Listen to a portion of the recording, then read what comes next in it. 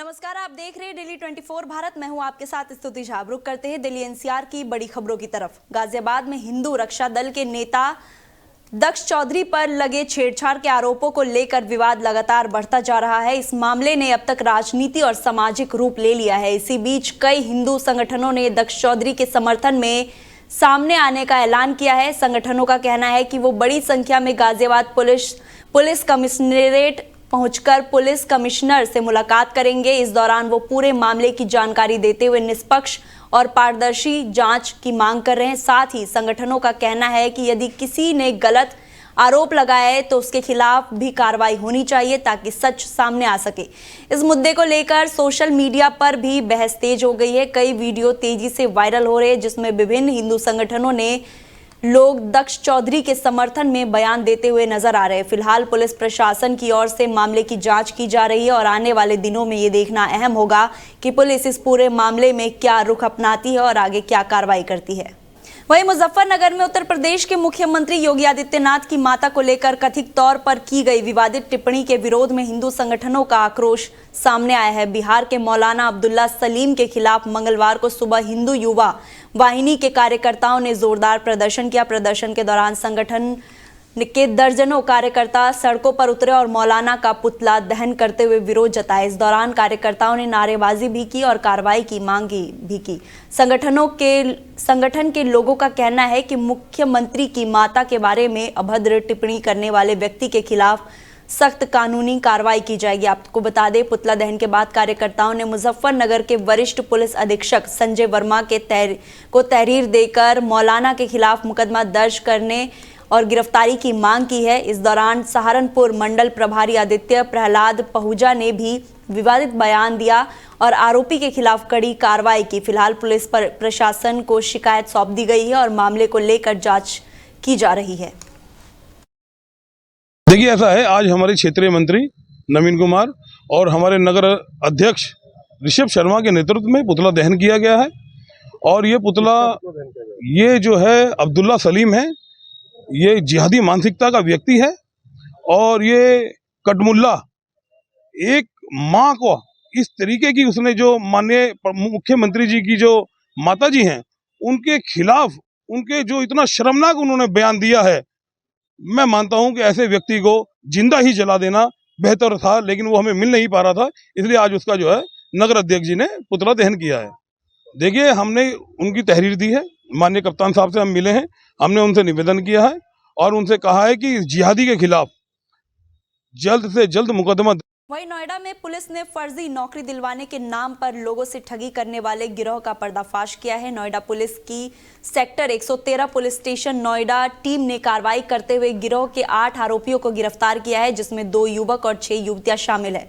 Police जांच में सामने आया कि आरोपी सोशल मीडिया प्लेटफॉर्म फेसबुक और इंस्टाग्राम पर वी आर हायरिंग के नाम से ज्ञापन पोस्ट करते थे। इसके जरिए नौकरी की तलाश कर रहे लोगों को संपर्क करने के लिए कहा जाता था। जब वो लोग संपर्क करते थे तो आरोपी उन्हें देश विदेश में नौकरी दिलवाने का झांसा देकर 30 से 40 हजार रुपए की ठगी करते थे। पुलिस ने आरोपियों के पास से 7 मोबाइल फोन, 5 लैपटॉप, कई चार्जर केबल, मोहर, चेकबुक और अन्य दस्तावेज बरामद किए। जांच में ये भी सामने आया कि ये गिरोह नोएडा के सेक्टर 73 स्थित एक कार्यालय से अपना नेटवर्क चला रहा था। पुलिस का कहना है कि आरोपियों से पूछताछ जारी है और संभावना है कि इस गिरोह से जुड़े कई और ठगी के मामलों का खुलासा हो सकता है। सभी आरोपियों के खिलाफ मामला दर्ज कर आगे की कानूनी कार्रवाई की जाएगी। वहीं गाजियाबाद के नंदग्राम इलाके में एक हिंदू परिवार पर हमले का मामला सामने आने के बाद क्षेत्र में तनाव का माहौल बन गया है। बताया जा रहा है कि कुछ लोगों की भीड़ ने परिवार के साथ मारपीट की, जिसके बाद इलाके में हड़कंप मच गया। पीड़ित पक्ष का आरोप है कि हमलावरों ने उन्हें धमकाया और इलाके से चले जाने की बात कही। घटना की जानकारी मिलते ही पुलिस मौके पर पहुंची और स्थिति को नियंत्रण किया। पुलिस का कहना है कि मामले की जांच की जा रही है और दोनों पक्षों से पूछताछ की जा रही है। इस घटना को लेकर सोशल मीडिया पर भी कई तरह की प्रतिक्रियाएं सामने आ रही है। वहीं स्थानीय लोगों का कहना है कि इलाके में शांति बनाए रखने के लिए प्रशासन को सख्त कदम उठाने चाहिए। पुलिस ने भरोसा दिलाया कि जांच के आधार पर आगे की कार्रवाई की जाएगी।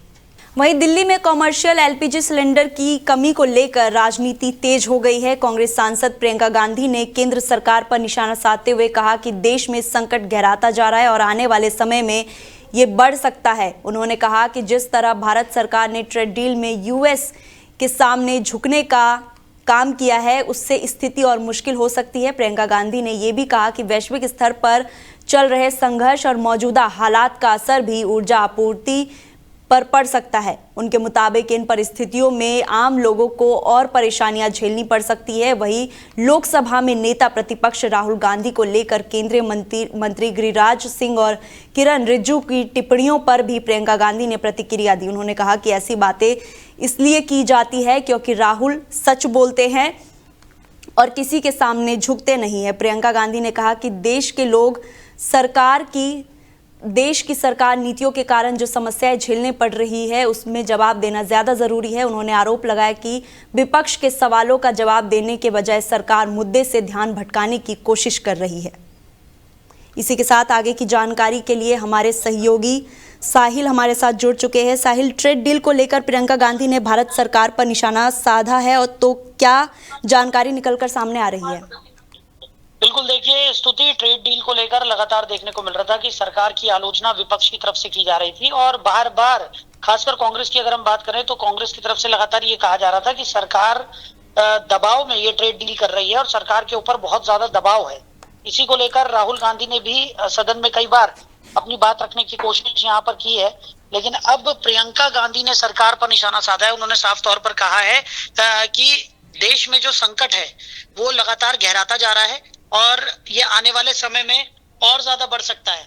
तो आपको बता दें कि जिस तरीके से लगातार देखने को मिल रहा है कि ट्रेड डील को लेकर विपक्ष सरकार पर हमलावर है, और उसने साफ तौर पर ये इल्जाम सरकार पर लगाए हैं कि यूनाइटेड स्टेट के सामने झुकने का काम सरकार ने किया है, और इससे स्थितियां जो है वो काफी ज्यादा मुश्किल आने वाले समय में हो सकती हैं। इसी को लेकर प्रियंका गांधी ने आज केंद्र सरकार पर अपना निशाना साधा और उन्होंने कहा कि चाहे जो भी बात हो, लेकिन ट्रेड डील होने के बाद से लगातार सरकार अमेरिका के सामने झुकती हुई नजर आ रही है और काफी ज्यादा प्रेशर में इस वक्त सरकार है।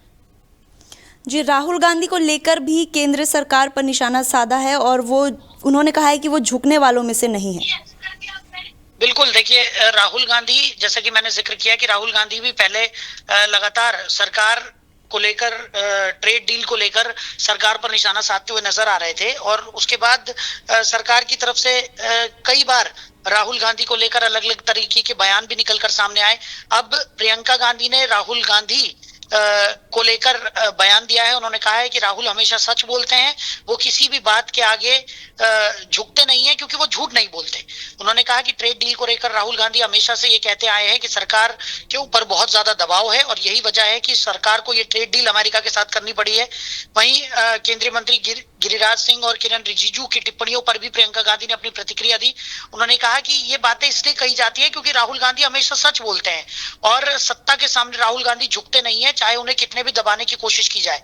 तो प्रियंका गांधी ने यह भी कहा है कि देश के लोग सरकार की नीतियों के कारण जो इस वक्त समस्याएं झेल रहे हैं उस पर जवाब देना बेहद जरूरी है और सरकार को इन सवालों का जवाब देना चाहिए। लेकिन सरकार क्या कर रही है कि विपक्ष के सवालों से भाग रही है और मुद्दों से ध्यान भटकाने की कोशिश कर रही है। तो बड़े आरोप प्रियंका गांधी ने केंद्र सरकार पर लगाए।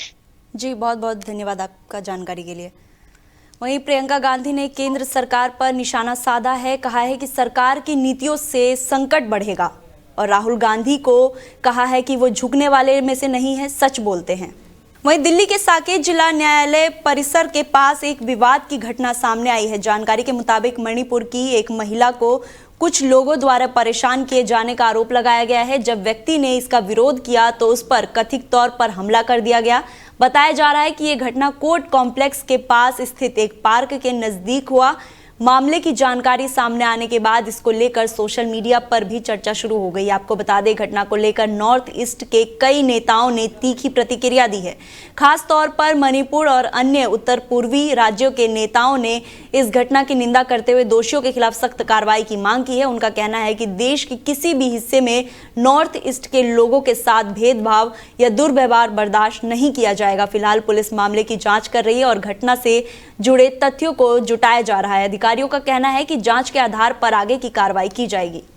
वहीं दिल्ली पुलिस ने उत्तराखंड के रुद्रप्रयाग में हुए सनसनीखेज डबल मर्डर केस के आरोपी को गिरफ्तार कर लिया है। आरोपी की पहचान दीपक बहादुर के रूप में हुई है, जो नेपाल का रहने वाला बताया जा रहा है। ये मामला 6 मार्च का है, जब रुद्रप्रयाग जिले के तिलबाड़ा गांव में एक किराए के कमरे में तेज बदबू आने की सूचना पुलिस को मिली थी। सूचना मिलने पर पुलिस मौके पर पहुंची और कमरे का दरवाजा खोलकर जांच किया। अंदर एक महिला और उसकी 9 साल की बेटी के शव मिले, जिनकी मौत कई दिन पहले हो चुकी थी। जांच में सामने आया कि आरोपी महिला के साथ लिविंग रिलेशनशिप में रहता था और घटना के बाद से ही वो फरार था, जिससे पुलिस का शक उस पर गया। पूछताछ में आरोपी ने बताया कि महिला से उसकी पहचान फेसबुक के जरिए हुई और बाद में साथ रहने लगे, लेकिन शक और झगड़े के चलते उसने महिला और उसकी बेटी की हत्या कर दी। गिरफ्तारी के बाद आरोपी को आगे की कार्रवाई के लिए उत्तराखंड पुलिस के हवाले कर दिया गया है।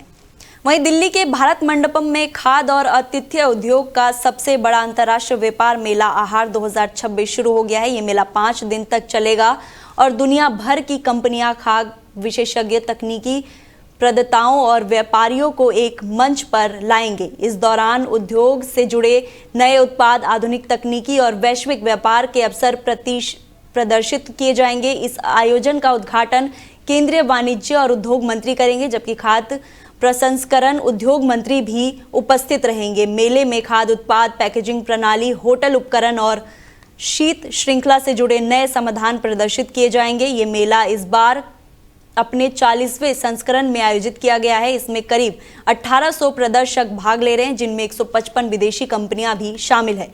इटली को इस मेला का आधिकारिक साझेदार देश बनाया गया है और कुल 17 देशों की भागीदारी होगी। मेले में संस्कृत खाद्य, जैविक उत्पाद, डेयरी आइटम, मसाले, कृषि उत्पाद और पेय पदार्थ प्रदर्शित किए जाएंगे।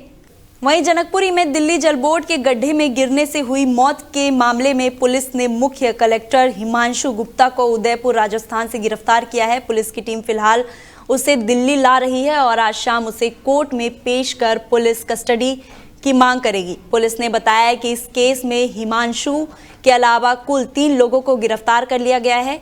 जांच में जिन लोगों का भी केस से कोई संबंध पाया जाएगा, उसके खिलाफ कानूनी कार्रवाई की जाएगी। मामले की पूरी सच्चाई और आगे की जिम्मेदारियों का खुलासा गिरफ्तारी और पूछताछ के दौरान होगा। पुलिस अधिकारी ने कहा कि ट्रैफिक विभाग और संबंधित एजेंसियों को बार बार निर्देश दिए जाते हैं, जहां सड़क या निर्माण का काम चल रहा है वहां सुरक्षा बैरिकेडर और अन्य आवश्यक उपाय ठीक से लगाए जाएंगे। इसके बावजूद ये हादसा हुआ, जिससे 2 लोगों की जान चली गई।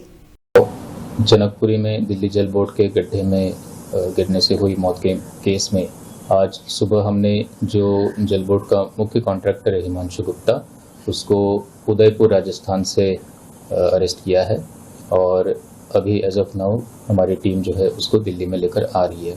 तो उसको आज शाम को हम कोर्ट में प्रोड्यूस करके पुलिस कस्टडी की हम डिमांड करेंगे। इस केस में और भी कई सारे अन्य पहलू है, जिसका खुलासा हिमांशु गुप्ता के अरेस्ट और उससे पूछताछ के बाद आगे खुलेगा। आगे मामले की इन्वेस्टिगेशन इसमें चल रही है।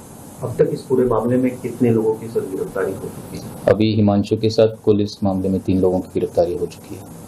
हिमांशु गुप्ता क्या मुख्य कॉन्ट्रैक्टर? हाँ जी, हिमांशु गुप्ता मुख्य कॉन्ट्रैक्टर है और इसमें और भी पहलू इसके अरेस्ट के और उनके इंट्रोगेशन के बाद सामने आएंगे। सर, मुख्य आरोपी तक पहुंचने के लिए किस तरह की तकनीकी सर्विलेंस का इस्तेमाल किया गया? इसमें जब उनकी बेल हाईकोर्ट से भी रिजेक्ट हुई थी तब ये भाग रहे थे, तब हमने टेक्निकल सर्विलांस के आधार पर उनकी पोजीशन हमें उदयपुर में पता चली थी, तो हमारी टीम वहाँ के लिए निकल गई थी और आज सुबह उनका जो हेडिंग प्लेस था वहाँ पर पुलिस ने सर्च करके उनको अरेस्ट कर लिया। वहीं दिल्ली के उत्तम नगर में होली के दिन हुई तरुण कुमार की बर्बर हत्या ने पूरे शहर को हिलाकर रख दिया है। पानी के गुब्बारे को लेकर शुरू हुए मामूली विवाद के बाद तरुण को पीट कर मार डाला गया। इस घटना के विरोध में एबीवीपी की जेएनयू इकाई ने विश्वविद्यालय परिसर में साबरमती ढाबे के पास पुतला दहन किया और दोषियों के खिलाफ तुरंत कड़ी कार्रवाई की मांग की। एबीवीपी कि कार्यकर्ताओं ने प्रदर्शन में जोरदार नारेबाजी की और प्रशासन से कहा कि मामले की निष्पक्ष और तेज जांच हो। संगठन का कहना है कि ये सिर्फ एक हत्या नहीं, बल्कि समाज की शांति, कानून व्यवस्था और इंसानियत पर बड़ा हमला है। धार्मिक और सामाजिक तनाव के पहलू से चिंता और बढ़ गई है। पुलिस ने अब तक कई आरोपियों को गिरफ्तार किया है, जिनमें महिलाएं और नाबालिग भी शामिल है। मामले में SC/ST एक्ट की धाराएं भी लगाई गई है। इलाके में तनाव बरकरार है और हिंदू संगठनों की तरफ से न्याय की मांग लगातार तेज हो रही है। फिलहाल मेरे साथ बुलेटिन में इतना ही। आप देखते रहिए डेली 24 भारत। नमस्कार।